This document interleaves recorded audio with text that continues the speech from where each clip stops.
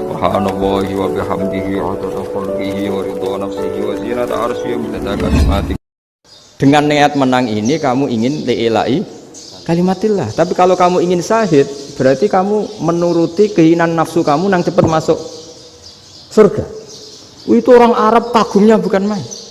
Karena di mana-mana orang itu dinilai dari niatnya. Paham ini ya? Tapi perang loh ya, dalam kondisi perang, bukan teroris. Perang itu artinya orang kafir yang ingin bunuh kita, itu perang namanya apa? Perang. Dulu orang cerita syahid itu hanya pokoknya syahid itu hebat, pokoknya syahid itu hebat. Syahid di medan perang itu hebat, pokoknya syahid di medan perang hebat. Tapi ketika Syekh Nawawi memberi penjelasan ilmiah, jika kamu perang ingin cepat mati, ingin cepat syahid, artinya ini untuk pemenuhan diri kamu, karena kamu bayangkan langsung masuk surga. Kamu lupa bahwa dengan kamu dibunuh, kekuatan Islam berkurang. Akhirnya beliau memberi penjelasan, syahid itu bagus, itu sebagai takdir. Hanya takdir itu kita perang yang ingin menang, tapi takdirnya mati. Jangan dibalik, oleh perang rapati tenanan, benang mati, namun lebu. Itu yang pertama, termasuk ulama yang pertama memberi penjelasan itu Syekh Nawawi. Akhirnya melahirkan kekaguman yang luar biasa dengan tafsir Munirnya itu. Terus beliau itu orang yang rileks kalau menjelaskan ilmu. Ini ya juga guru-gurunya Mbah Hasyim, Mbah Guru sama Mbah Hasyim sama Mbah Ahmad Dahlan Syekh Nawawi itu. Jadi dulu yang alim di Arab itu ada Syekh Nawawi, ada Syekh Khotib Minangkabau, ada Syekh Bakir Jogja, ada Syekh Mahfud Termas. Itu orang Indonesia banyak sekali yang alim. Bahkan diantaranya yang dikagumi Al-Azhar itu juga orang Indonesia, nama Syekh Abdul Manan, itu mbahnya Syekh Mahfud Termas. Itu pertama ada duta besar Indonesia di Mesir, itu termasuk barokahnya Mbak Abdul Manan tadi, itu juga orang Indonesia.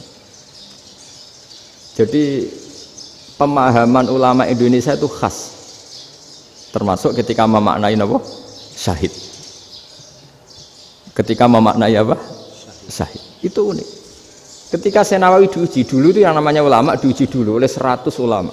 Jadi dulu ya ada kompetisi. Imam Bukhari diakui jadi ahli hadis itu diuji oleh mi'atu muhaddisin, 100 orang ahli hadis, sanad dibolak-balik, matanya dibolak-balik, tapi beliau tetap bisa mengembalikan proporsi sanad itu. Syekh Nawawi pernah diuji gini. Ayul afdol al ulama awe salatin. Keren mana ulama sama raja atau sama orang-orang kaya, sama penguasa? Ya keren ulama. Terus dibully sama orang. Tapi setahu saya banyak ulama yang antri di rumahnya raja, tapi saya tidak tahu melihat raja antri di rumahnya ulama. Kan kebanyakan kan mungkin ustadz atau kiai yang antri ngajukan proposal kan enggak. Nah, kalau raja kan enggak pati itu, malah enggak usah antri, kiainya sudah nyambut sebelum datang. Jawabannya lucu Syekh Nawawi itu, dan yang tanya itu langsung diem. Ya karena ulama itu tahu fungsinya uang, sehingga cara nyari sampai seperti itu. Sementara raja-raja itu tidak tahu fungsinya ilmu, makanya tidak pernah sowan ulama. Sehingga jadi ya dianggap enteng saja. Ulama kan tahu fungsinya uang, tahu untuk pondok, tahu masjid. Sementara raja tidak tahu fungsinya ilmu. Jadi itu khas Jawa ya. Khas Jawa, khas Indonesia. Apa-apa yang menurut orang banyak dengan tanda kutip itu buruk atau baik, itu orang Jawa menafsirkan tuh gampang saja. Sehingga semenjak itu Jawa itu dipandang betul. Saya punya kitab namanya Qadhayal Haji wal Umrah. Itu terbitan Hayatul Ulya Arab Saudi, milik Wahabi. Itu diantara fatwa yang dipakai untuk solusi muskilatul haji, problem-problem haji kekinian.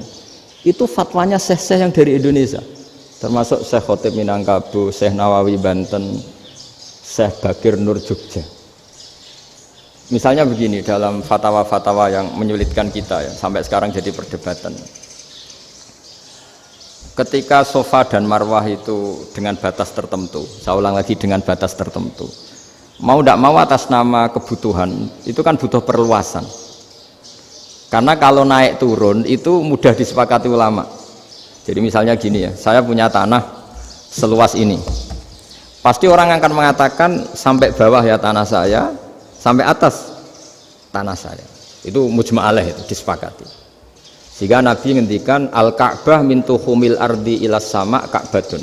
Ka'bah sampai ujung bumi sampai ke aras semuanya Ka'bah.